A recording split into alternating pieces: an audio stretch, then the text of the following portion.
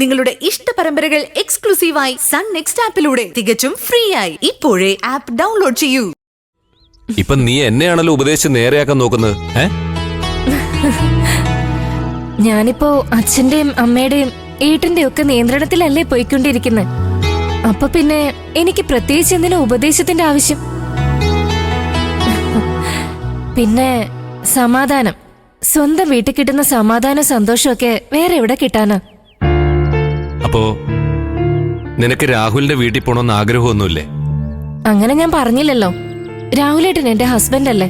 അദ്ദേഹം വന്ന് അങ്ങോട്ട് എന്നെ വിളിച്ചോണ്ട് പോയാൻ തയ്യാറായ എനിക്ക് പോയല്ലേ പറ്റൂ. അവൻ നിന്നെ വിളിച്ചോണ്ട് പോവാൻ തയ്യാറായില്ലെങ്കിലോ? രാഹുലേട്ടൻ എന്നെ ഇഷ്ടമില്ലാത്തോണ്ടാണെന്ന് ഞാൻ വിചാരിക്കും. നമ്മളെ ഇഷ്ടമില്ലാത്തവരെ നമ്മളും ഇഷ്ടപ്പെടേണ്ട ആവശ്യമില്ലല്ലോ. നീ ഇപ്പോഴും ആ പഴയ കൊച്ചുകുട്ടി തന്നെയാ. സ്വന്തമായ ഒരു ജീവിതത്തെക്കുറിച്ചൊന്നും നീ ഇപ്പോഴും ചിന്തിച്ചിട്ട് കൂടിയില്ല അല്ലേ? അങ്ങനെയല്ല ഏട്ടാ. അത് ചില കാര്യങ്ങളില് സങ്കടപ്പെടാൻ തുടങ്ങിയാൽ നമുക്ക് അതിനെ നേരം കാണും. അത്തരം കാര്യങ്ങളെക്കുറിച്ച് ചിന്തിക്കാതിരിക്കുന്നതല്ലേ നല്ലത്. ഏട്ടൻ രാഹുലേട്ടനെ കുറിച്ച് സംസാരിക്കാനാ എന്നെ ഇങ്ങോട്ട് കൂട്ടിക്കൊണ്ടുവന്നെന്ന് എനിക്കറിയാം. അതൊരിക്കലും പോസിറ്റീവായ കാര്യങ്ങളല്ലെന്നും അറിയാം. അതെന്താ? രാഹുലുമായിട്ട് നീ എന്തെങ്കിലും സംസാരിച്ചോ? ഇനിയിപ്പോ അവൻ എന്തെങ്കിലും നിന്നോട് പറഞ്ഞോ? എന്നെ 2 ദിവസമായിട്ട് വിളിക്കാറേ ഇല്ല. ഇപ്പൊ ഞാൻ ആ കോളിന് വേണ്ടിട്ട് വെയിറ്റ് ചെയ്യാറുമില്ല. കല്യാണം കഴിഞ്ഞിട്ട് ഇത്ര നാളായില്ലേ ഗോകുലേട്ടാ. ഏതൊരു പെണ്ണിനും ഊഹിക്കാവുന്ന കാര്യങ്ങളെ ഇതിന്റെ പിന്നിലുള്ളൂ. അല്ല, വെറും ഊഹത്തിന്റെ പേരിൽ ഒരു കാര്യത്തിൽ ഒരു തീരുമാനം എടുക്കാൻ നിൽക്കല്ലേ മോളെ.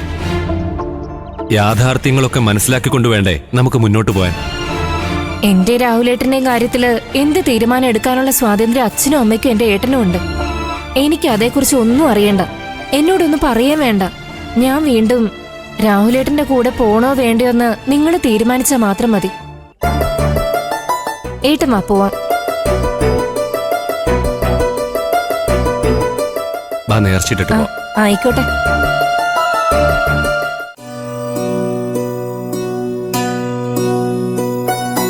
വിനയ, ഇതാ ചായ. Thank you. ഞാൻ അച്ഛനോട് പറഞ്ഞിട്ട് വരാം. ഓ ശരി. Vinaya, good morning. Good morning ധനേട്ടാ. ധനേട്ടൻ എവിടെ ഉണ്ടായിരുന്നോ? പിന്നെ അല്ല,